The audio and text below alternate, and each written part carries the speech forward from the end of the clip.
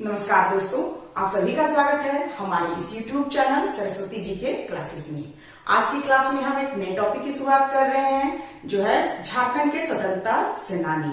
और ये जो टॉपिक है ये झारखंड के जो जेपीएससी एग्जाम है उसके पीटी के पेपर 2 का एक टॉपिक है और यहाँ से एक क्वेश्चन पूछा जाएगा 2 नंबर का। और इस क्रम में हम सबसे पहले जानेंगे जो स्वतंत्रता सेनानी हमारे हैं तिलका मांझी, उनके बारे में। तो आइए शुरू करते हैं आज की क्लास। तिलका मांझी, इनका जन्म जो है वो 11 फरवरी 1750 ईस्वी को सुल्तानगंज थाना के तिलकपुर गांव में एक संथाल परिवार में हुआ था जिसका गोत्र था मुर्मू। तो यहाँ मैंने उन सारे इंपॉर्टेंट चीजों को ही नोट किया है, आपको मैं बतलाऊंगी जो एग्जाम पॉइंट ऑफ व्यू से इंपॉर्टेंट है, पहले भी एग्जाम में पूछे गए हैं और आगे आने वाले एग्जाम में भी पूछे जाने की पूरी संभावना है। तो ये इनका जन्म तिलकापुर गांव के संथाल परिवार में हुआ था और ये जो संथाल परिवार था वो मुर्मू गोत्र के थे। ये जो तिलका मांझी थे वे किशोरावस्था से ही बहुत ही दूरदर्शी, कर्मठ, कुशल वक्ता, योग्य वक्ता और कुशल तीरंदाज भी थे। यानी इनमें वो ये सारे गुण बहुत पहले से ही मौजूद थे। फिर क्या था कि इन्होंने अंग्रेजों की, चूंकि यहाँ पे जो झारखंड में अंग्रेजों का पदार्पण हुआ और वे अत्याचार बहुत ज्यादा करने लगे थे यहाँ के मूल निवासियों पर, तो इसी के ये बचपन से ही इन सब चीजों को देखते आ रहे थे और इनके मन में शुरू से ही अंग्रेजों के खिलाफ बहुत ही आक्रोश था। और इसी वजह से इन्होंने अंग्रेजों के विरुद्ध जो विद्रोह शुरू किया वो शुरू किया था भागलपुर के निकट वंचरी जोर से। तो यहाँ से क्वेश्चन एग्जाम में पूछे जाते हैं कि तिलका मांझी का जो विद्रोह शुरू हुआ था अंग्रेजों के विरुद्ध वो कहाँ से शुरू किया गया था। तो ये जो क्षेत्र है वो है भागलपुर के निकट वंचरी जोर। बहुत इंपॉर्टेंट है, ये एग्जाम में पहले भी पूछे जा चुके हैं। तो ये वंचरी जोर से किया था अंग्रेजों के खिलाफ विद्रोह। फिर क्या था कि इन्होंने संथालों को संगठित करने के लिए, तिलका मांझी ने संथालों को संगठित करने के लिए जो संदेश का माध्यम अपनाया था वो था साल का पत्ता। ये साल के पत्तों के द्वारा अपने अनुयायियों को, अपने दोस्तों को, सभी को संदेश भेजते थे साल के पत्ते के माध्यम से। तो ये भी इंपॉर्टेंट है, यहाँ से भी क्वेश्चन जो है वो पूछे जाते हैं कि तिलका मांझी ने किस माध्यम से संदेश को अपने अनुयायियों तक पहुंचाया और संथालों को संगठित किया था विद्रोह के लिए। तो ये है साल के पत्ते को संदेश का माध्यम बनाया था। फिर है कि 1784 ईस्वी के आरंभ में अनुयायियों के सहयोग से वे भागलपुर पर आक्रमण किए। अब क्या है कि जब उनके संदेश घर घर पहुंचने लगे, संथालों के एकत्रित होने लगे, संगठित होने लगे, तिलका मांझी चूंकि कुशल वक्ता तो थे ही, तो इनसे वे जुड़ने लगे और जब इनका संगठन बहुत मजबूत हो गया तो तिलका मांझी ने 1784 ईस्वी में अपने अनुयायियों के सहयोग से भागलपुर पर आक्रमण किया। फिर 13 जनवरी 1784 को क्लीवलैंड की हत्या कर दी गई तिलका मांझी के द्वारा। क्लीवलैंड जो कि अंग्रेज अधिकारी थे और वे दमन चक्र चला रहे थे और तिलका मांझी को पकड़ने के वो सारे दाव पेच अपना रहे थे।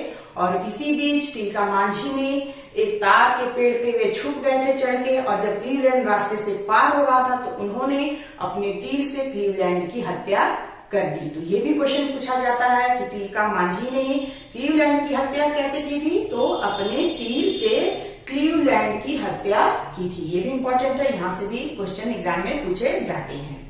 तीर से उनकी हत्या की गई। फिर आयरकुट के नेतृत्व में हमला हुआ, तिलका मांझी जो है वो बच के निकल भागे। अब क्या है, जब क्लीवलैंड की हत्या हो गई तो अंग्रेज घबरा गए और उन्होंने और भी सेना के साथ आयरकूट को, तिलका मांझी को पकड़ने तथा उनके जो संगठन थे उसे तोड़ने के लिए भेजा। और इसी क्रम में क्या होता है कि आयरकूट ने हमला किया तिलका मांझी के अनुयायियों पे, उनके संगठन पे। लेकिन तिलका मांझी इतने चालाक और चतुर थे कि वे उनकी वहां से बच के भाग निकले और सुल्तानगंज की पहाड़ियों में जा छुपे, यानी कि वे अंग्रेजों के हाथ नहीं आए। अब क्या है कि 1785 ईस्वी में फिर क्या हुआ कि ये तो सुल्तानगंज की पहाड़ियों में जा छुपे और वहां से ही, चूंकि ये छापामार युद्ध, जिसे कि गुरिल्ला युद्ध के नाम से भी जाना जाता है, बहुत ही पारंगत थे और वहां से ये छापामार युद्ध जो है वो चलाना शुरू किया और अंग्रेजों को परेशान करना शुरू किया। अंग्रेज जब रास्ते से गुजरते थे, उनकी जब संपत्ति की गाड़ियां या उनके धन की गाड़ियां जब गुजरते थे तो वे उसे लूट लेते थे और रॉबिन हुड की तरह क्या करते थे कि वो अपने गरीब आदिवासियों में उसे बांट देते थे। इसलिए इनको राजमहल का रॉबिन हुड भी कहा जाता है। ये रॉबिन हुड कौन है? तो ये हॉलीवुड के मशहूर कैरेक्टर हैं जो कि चोरी करते थे, एक बहुत बड़े चोर थे और वे उन चोरी किए हुए सारे चीजों को गरीबों में बांट देते थे। बस उन्हीं की तरह ये जो तिलका मांझी थे, इन्होंने भी अंग्रेजों को लूटा, उनकी संपत्तियों को लूटा और गरीब आदिवासियों में इन्होंने उसे बांट दिया, यानी जनता में पूरी तरह से बांट दिया। इसलिए इनको राजमहल का रॉबिन हुड भी कहा जाता है। फिर क्या था कि जब इसी क्रम में 1785 ईस्वी में तिलका मांझी को गिरफ्तार करने के लिए अंग्रेज और भी तत्पर हो गए, क्योंकि वे तिलका मांझी से पूरी तरह परेशान हो गए थे और लास्टली धोखे से ही तिलका मांझी को पकड़ लिया जाता है 1785 ईस्वी में। ये इंपॉर्टेंट है, यहाँ से क्वेश्चन पूछे जा सकते हैं कि तिलका मांझी को कब गिरफ्तार किया गया था? तो 1785 ईस्वी में। और फिर इनको गिरफ्तार करने के बाद 4 घोड़ों से बांध के इन्हें घसीटता हुआ भागलपुर, बहुत दरिंदगी के साथ इन्हें घसीटता हुआ भागलपुर ले जाया गया और वहीं पे बरगद के पेड़ से लटकाकर इनको फांसी दे दी गई। तो ये भी क्वेश्चन पूछा जाता है, कहाँ फांसी दी गई थी और किस पेड़ से लटका के फांसी दी गई थी? तो ये दी गई थी बरगद के पेड़ से। भागलपुर में बरगद के पेड़ से लटका के तिलका मांझी को फांसी दे दी गई थी। फिर है कि फांसी वाली जगह जो है अब जो है जहां फांसी इनको दी गई थी वो जगह अब बाबा तिलका मांझी चौक के नाम से जाना जाता है। ये जो फांसी वाली जगह है उसे अब हम बाबा तिलका मांझी चौक के नाम से जानते हैं, मशहूर है अभी भी भागलपुर में। फिर तिलका मांझी अंग्रेजों के विरुद्ध संघर्ष करने वाले पहले आदिवासी थे। तिलका मांझी अंग्रेजों के विरुद्ध जो संघर्ष करने वाले आदिवासियों में ये सबसे पहले आदिवासी थे, इसलिए इन्हें आदि विद्रोही भी कहा जाता है। बहुत ही इंपॉर्टेंट है, यानी कि तिलका मांझी को आदि विद्रोही क्यों कहा जाता है? क्योंकि ये अंग्रेजों के विरुद्ध संघर्ष करने वाले पहले आदिवासी थे, इसलिए इन्हें आदि विद्रोही कहा जाता है। अब यहाँ पे मैंने नोट करके कुछ इंपॉर्टेंट चीज इनके बारे में लिखी है, जो है कि तिलका मांझी का बचपन का नाम क्या था? तो तिलका मांझी का बचपन का नाम था जबरा पहाड़िया। यहाँ से भी क्वेश्चन पूछा जाता है, तिलका मांझी के बचपन का नाम जबरा पहाड़िया था। फिर इनको तिलका मांझी का नाम कैसे पड़ा?